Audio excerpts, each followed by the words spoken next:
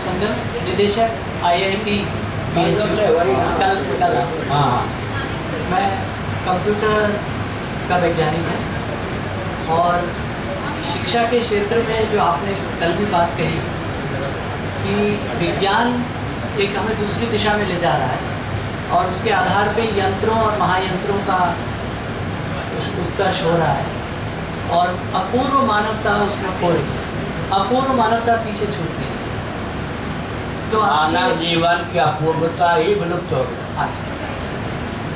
प्रश्न ये है कि इसमें वापस, चूँकि ये विज्ञान, ज्ञान और विवेक के विहीन है, इसमें शिक्षा संस्थाओं में किस प्रकार से ज्ञान और विवेक वापस आ जाए, इसके लिए क्या करना चाहिए? बहुत बहुत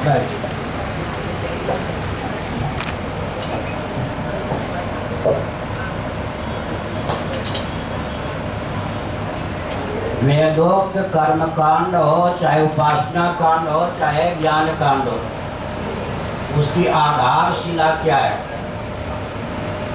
इस पर पहले विचार करना चाहिए। आधारशिला है देह के नाश से जीव का नाश नहीं होता, देह के भेद से जीव में भेद की प्राप्ति नहीं होती। इस सिद्धांत में युक्ति के बल पर या परंपरा प्राप्त आस्था के बल पर या अनुभूति के बल पर विश्वास होना चाहिए। देह के नाश से जीव का नाश नहीं होता, देह के भेद से जीव में भेद की प्राप्ति नहीं होती।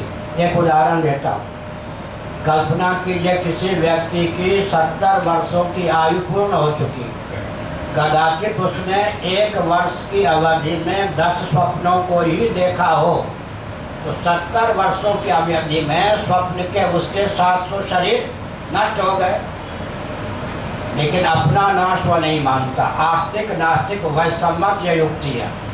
शरीर की संख्या 700 हो जाने पर भी अपनी संख्या 1 मानता है, 700 नहीं मानता। इस आकार के दृष्टांत के बल पर डंके की चोट से यह तथ्य सिद्ध होता है कि देह के नाश से जीव का नाश नहीं होता, देह के भेद से जीव में भेद की प्राप्ति नहीं होती। इस सिद्धांत को स्वीकार करने पर प्रज्ञा शक्ति बहुत उत्फुल्ल हो जाती है और जो ही हम चेतना विशिष्ट शरीर को आत्मा मान लेते हैं, आधुनिक भोजन, वस्त्र, आवास, शिक्षा, स्वास्थ्य, यातायात, उत्सव, त्योहार, रक्षा, सेवा, न्याय, विवाह इत्यादि के जितने प्रकल्प हैं वो शरीर को आत्मा मान करके हैं। जो ही हम शरीर को ही आत्मा मान लेते हैं, तो ही हमारी मेधा शक्ति, प्रज्ञा शक्ति अत्यंत कुंठित हो जाती है।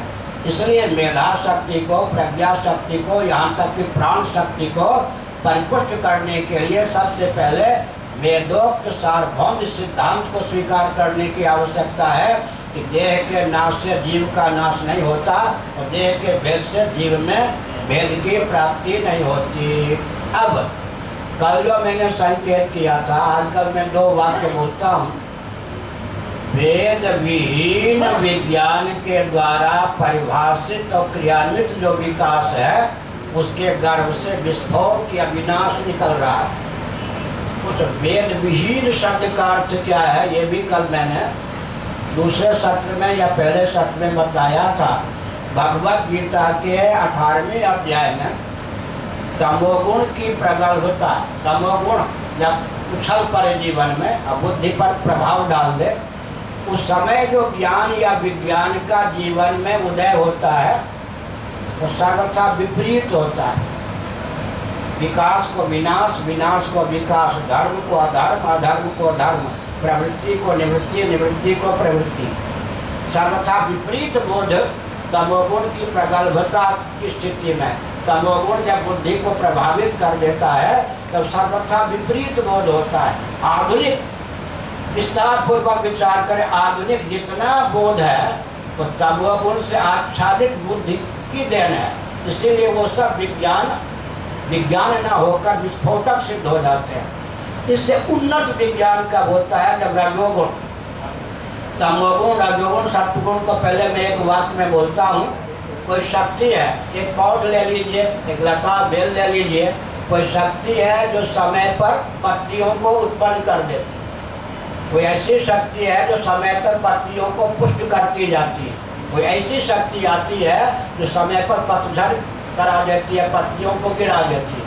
तो जिसने पत्तियों को जन्म दिया वो रजोगुण वाली शक्ति हो गई, जिसने पत्तियों को बढ़ाकर परिपुष्ट कर दिया वो सत्व गुण वाली शक्ति हो गई, और जिसने पतझड़ का रूप दे दिया, पत्तियों को गिरा दिया, वो तमोगुण वाली शक्ति हो गई। तो हमने एक संकेत किया, रजोगुण का जब बुद्धि पर साम्राज्य होता है तब भगवद गीता के 18वें अध्याय में कहा गया अयथावत प्रजानाति। अयथावत प्रजानाति का अर्थ होता है न सर्वथा यथार्थ न सर्वथा अयथार्थ। जैसे आत्मा को कर्ता भोक्ता आदि मान लिया, जन्म मृत्यु से संपन्न मान लिया, न सर्वथा यथार्थ न सर्वथा अयथार्थ। आधुनिक जो विज्ञान है उसकी समीक्षा करें, पूरे विश्व के विज्ञान और उनके वैज्ञानिकों की मान्यता की समीक्षा करें तो हम दो निष्कर्ष पर पहुंचेंगे।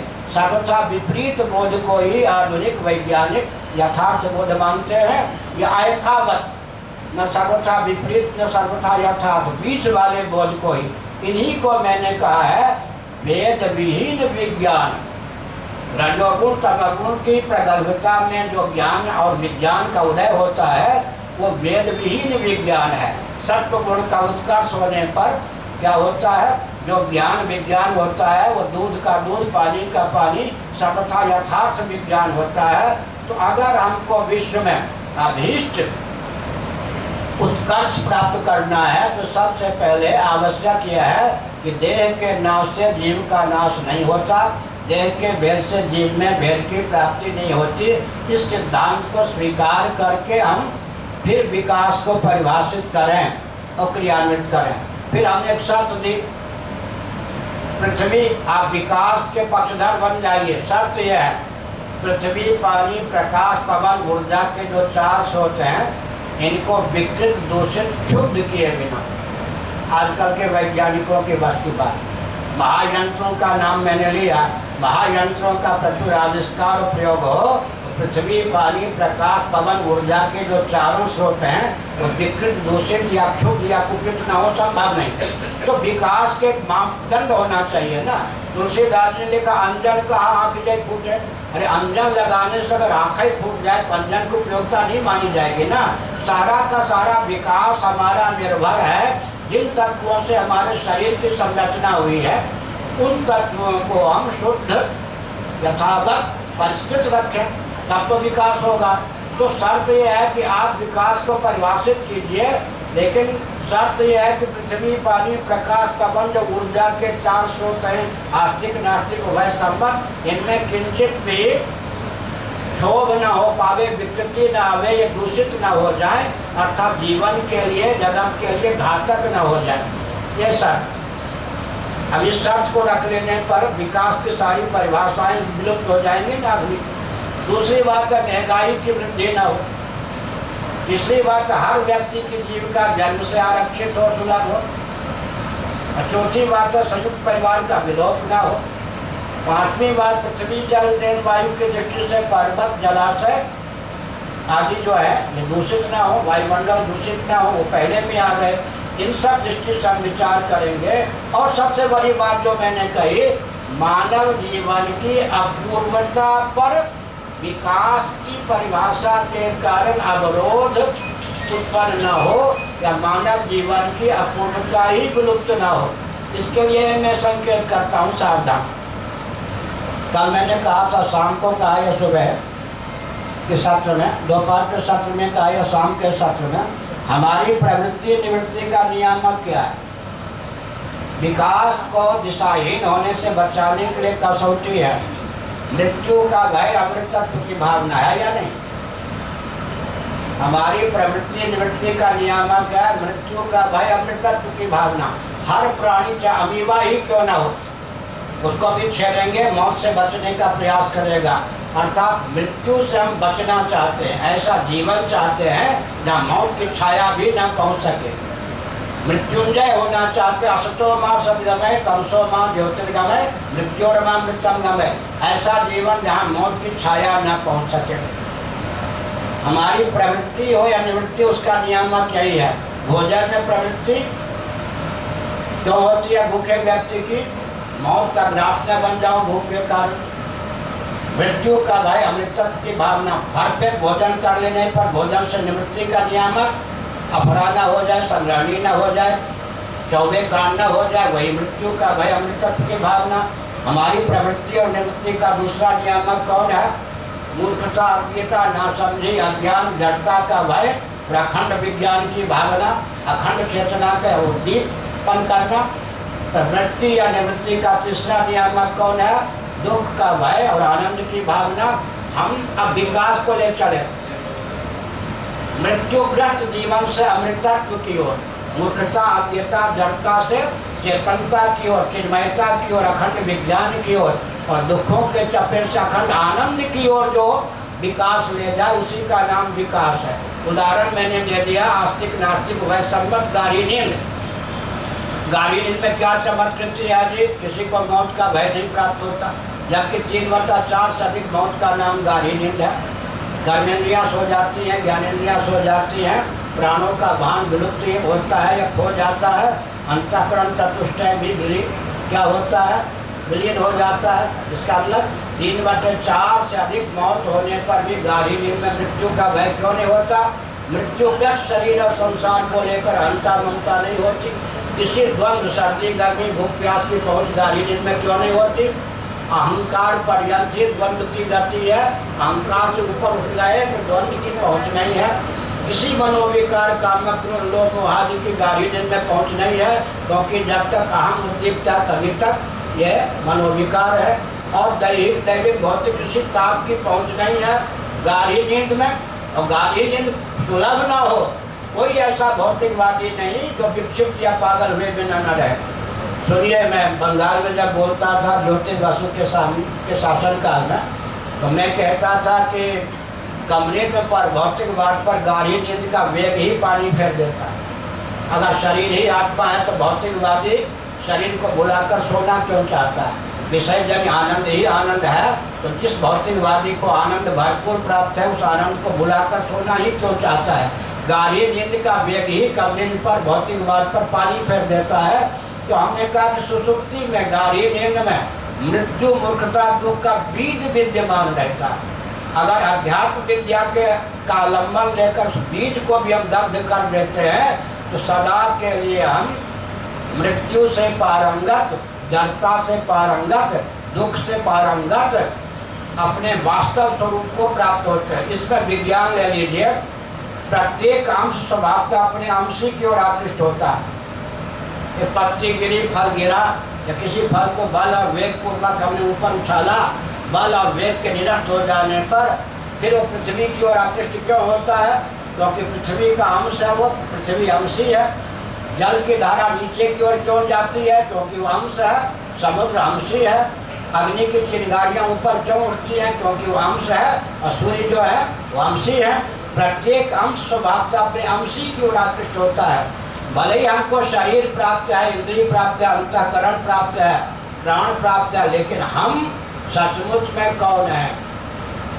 स्वरूप से सत है। सत परमात्मा के अंश सरीखे हैं। स्वरूप से हम जड़ नहीं है, चेतन ही हैं। स्वरूप से हम दुख रूप नहीं है, आनंद स्वरूप ही हैं। तो हमारे आकर्षण के विषय सच्चित आनंद स्वरूप परमात्मा ही हो सकते हैं। इस प्रकार से अगर हम बैठ करके कि हमारे विकास का लक्ष्य क्या होना चाहिए, क्या? मृत्यु, मूर्खता, दुख के चपेट से विनिर्मुक्त जीवन। और असंभव इसलिए नहीं है क्योंकि स्वप्न में इस प्रकार का जीवन हमको सुलभ होता है। इस ढंग से अगर हम लक्ष्य को निर्धारित कर देते हैं तब जीवन में जो कुछ भी भौतिकता के कारण दिशाहीनता आई है उस पर पानी फेरने में समर्थ होंगे। उदाहरण दे देते हैं, आप काल्पनिक ढंग से वृत्त बना दीजिए, अब उसका केंद्र ढूंढिए, कितना कठिन होगा? क्या?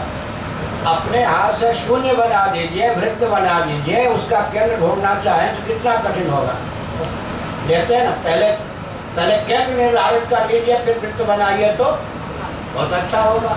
लेकिन आपने केवल शून्य आकार लिख दिया, लेकिन उसका अब आपको बिंदु ढूंढना है, केंद्र ढूंढना है, कितनी कठिनाई होगी। इसीलिए अभी तो बिंदु ही नहीं मालूम है, केंद्र ही नहीं मालूम है। जितने भौतिकवादी है वृत्त खींच रहे, वृत्त तो खींच रहे हैं, माने गंतव्य का पता नहीं है। और एक बात कहता हूँ, मनु जी ने क्या कहा, निवृत्तिस्तु महाफलम। अब वैज्ञानिक ढंग से विचार कीजिए, उस गति की दुर्गति मानी जाती है जिस गति के गर्भ से गति निकलती है। गति की सार्थकता स्थिति में है या नहीं?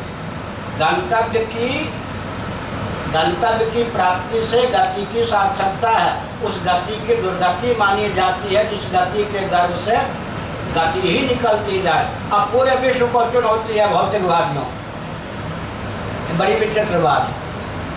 भौतिकवादी दहाड़ते हैं तो आजकल के अध्यात्मवादी तो केवल अपने को अध्यात्मवादी कहकर छिप जाते, उनके सामने मुंह नहीं दिखाते। और हम लोग दहाड़ते हैं तो भौतिकवादी मुंह छिपा लेते, बड़ी विचित्र बात है।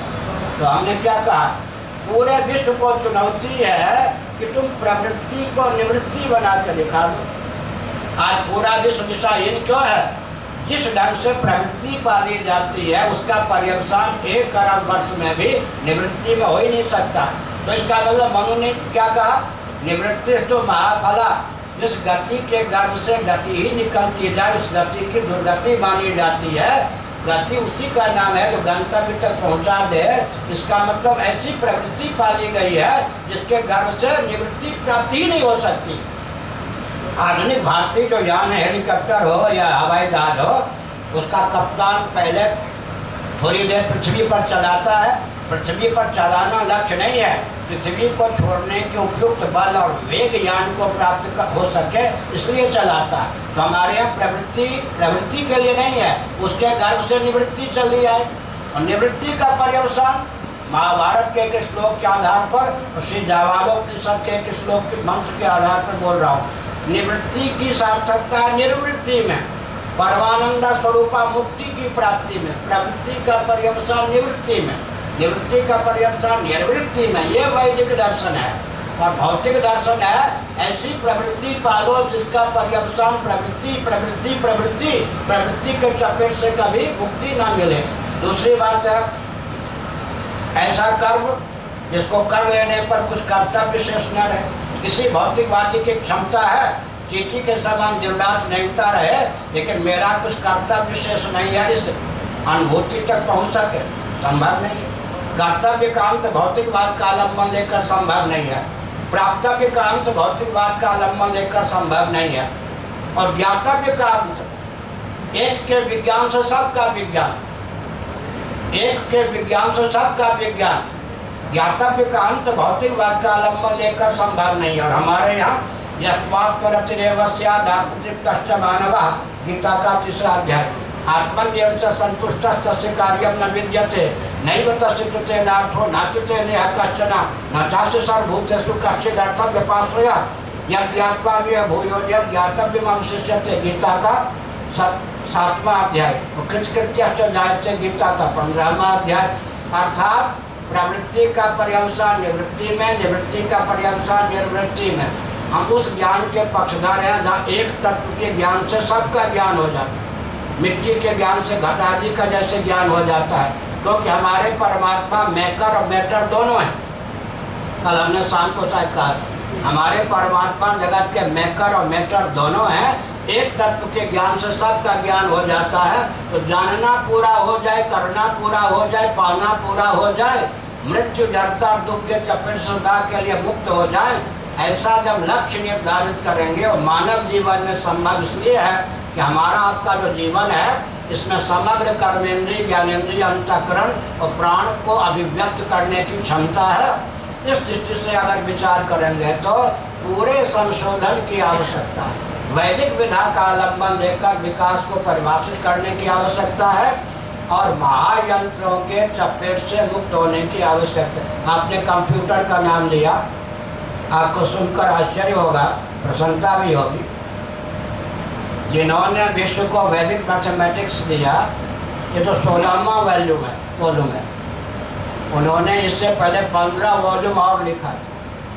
शिष्यों के घर में रखते गए भारती कृष्ण जी महाराज, पूरी पीठ के 143वें शंकराचार्य जी और दिमाग के अब पता चला है कि कुछ हम चोरी भी गए। विदेशी के पास चले गए, विदेशियों के पास। मोतियाबिंद की स्थिति में अमेरिका में जो ग्रंथ उन्होंने लिखा, उनके जीवन काल के बाद उसी का नाम वैदिक मैथमेटिक्स हुआ। उसका हिंदी अनुवाद है, मूल में वो अंग्रेजी में। लेकिन जो अंग्रेज, सुनिए, जो अंग्रेज अमेरिका ब्रिटेन की जब उन्होंने यात्रा की, तो जो अंग्रेज गणितज्ञ उनके शिष्य थे और उन शिष्यों के शिष्य हुए, अर्थात भारती कृष्ण जी महाराज के शिष्य और प्रशिष्यों ने कंप्यूटर का आविष्कार किया। उसके मूल में भारती कृष्ण जी महाराज ने जो 3 सूत्र दिया, शिष्यते से तो संज्ञा, शिष्यते से तो संज्ञा, एकाधिकेन पूर्वेण, एकन्यूनेन पूर्वेण, इन 3 सूत्रों को मिला दें, बाइनरी सिस्टम आदि की सारी बातें बन जाती हैं। तो कंप्यूटर का आविष्कार भी जो पाश्चात्य जगत ने किया, वो और कोई नहीं थे, भारती कृष्ण महाराज के दीक्षित शिष्य और प्रशिष्य ही थे। तो कंप्यूटर की दृष्टि से भी हम अगर विचार करें तो अंत में सिद्ध होता है कि सचमुच में आज का जो विकास को परिभाषित किया गया है, उस परिभाषा में विकृति यह है कि जीवन और जगत की संरचना के प्रयोजन का ही ज्ञान नहीं है। मतलब वह गति जहाँ गंतव्य का व्यक्ति को ज्ञान ही न हो, वो गति नहीं मानी जाती। इसलिए सारा जगत अंधकार में भटक रहा है। उसको हम सचमुच में वैदिक विधा के द्वारा ही सही दिशा दे सकते हैं। और कोई प्रश्न?